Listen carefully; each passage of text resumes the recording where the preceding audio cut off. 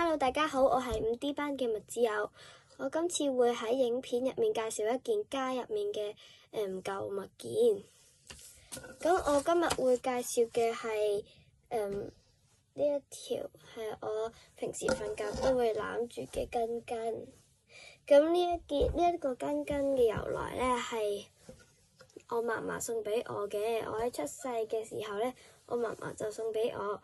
可以俾我細個嘅時候可以沖完涼就抹身啦，可以包住我個身，同埋可以當被冚咯。如果熱嘅時候，咁呢一條毛巾嘅外貌特徵咧，就係即係佢唔係外貌特徵，但係咧佢係彩虹嘅，佢仲有啲旗喺度啦，嗰啲生日派對嘅旗喺度。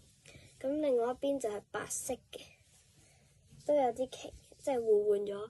好似呢個底係白色，但係佢嗰啲彩虹旗就係彩色嘅。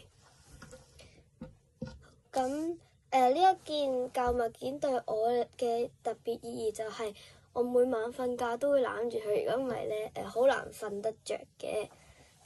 咁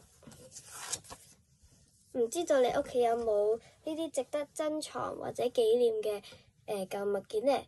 可以同你朋友分享一下。多謝各位收睇我嘅今次嘅分享，多謝大家，拜拜。